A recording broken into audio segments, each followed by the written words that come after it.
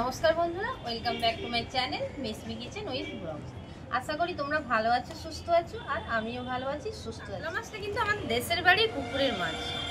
আমার পুকুরে মাছ ধরা হচ্ছিল, আমার হাজবেন্ড গিয়ে নিয়ে এসেছে।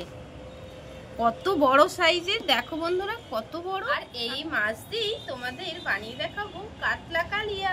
চলো তাহলে আর দেরি না করে মাছটা কেটে নিয়ে তোমাদের সামনে হাজির হচ্ছি। মাছটা কেটে নিয়ে চলে এসেছি। এবার আমি মাছের মধ্যে লবণ আর হলুদ মাখিয়ে নেবো।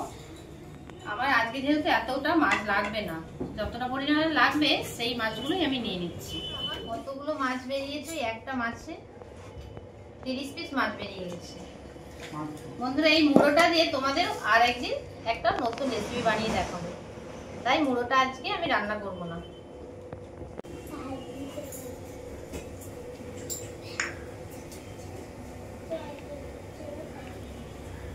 আমার এই মাছে লবণ আর হলুদটা মাখানো হয়ে গেছে। এবার আমি একটা মিক্সারের বাটি নিয়েছি, সেই বাটির মধ্যে যে মশলাগুলো আমি দিয়ে দিচ্ছি এইগুলো পেস্ট করে নেবো।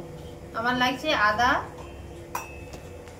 আর লাগছে জিরে, আর দুটো এই 3 পিস আমি এলাচের দানা দিচ্ছি, আর আমার লাল লাল কাঁচা লঙ্কা, আর দিয়ে দিচ্ছি টমেটো কুচি।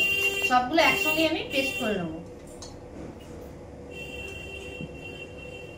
বন্ধুরা, এই রান্নাটা কিন্তু একদম ঘরোয়া পদ্ধতিতে, একদম কম মশলার মধ্যে ঘরোয়া পদ্ধতিতেই বানিয়ে দেখাবো তোমাদের কাতলা মাছের ঝাল।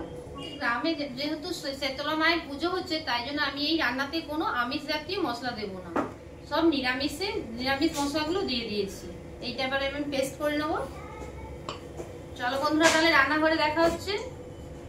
কড়াটা বসিয়ে দিচ্ছি, কড়াটা গরম হতে থাক বন্ধুরা। তারপর আমি কড়াই তেল দিয়ে দেবো। আমার কড়াটা গরম হয়ে গেছে, আমি দিচ্ছি। তেলটা গরম হয়ে গেছে, এবার আমি মাছগুলো এক এক করে দিয়ে ভেজে নেব।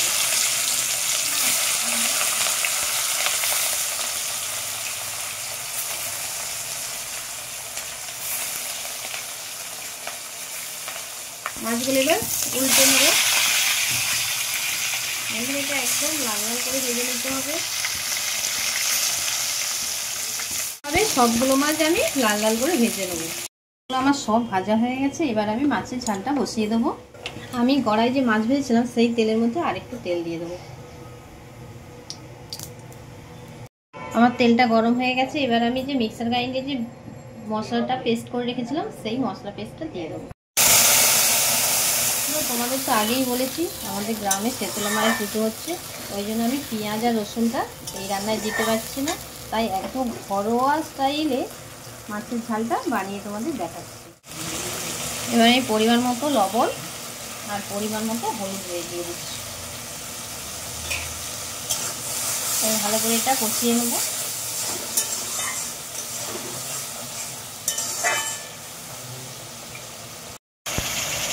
আমার মশলাটা ভালোভাবে কষা হয়ে গেছে। দেখো আমার তেল ছেড়ে গেছে মশলার সাইডগুলোতে। এবার আমি পরিমাণ মতো জল দিয়ে দেবো। আমি মিক্সির বাটি ধুয়ে সেই জলটাই দিচ্ছি, আর দেবো না। জলটা ফুটতে থাক। ঝোলটা আমার ঝোলটা ফুটে গেছে। এবার আমি এক এক করে ভেজে রাখা মাছগুলো দিয়ে দেবো।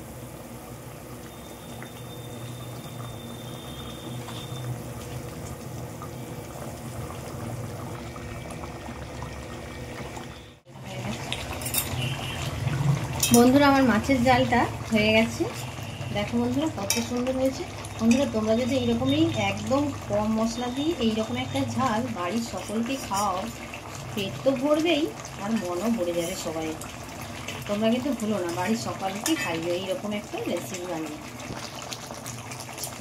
আশা করি তোমাদের ভালো লাগবে।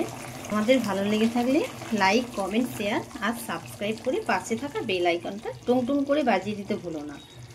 আজকের মতো তাহলে এতটাই। বাই বাই বন্ধুরা।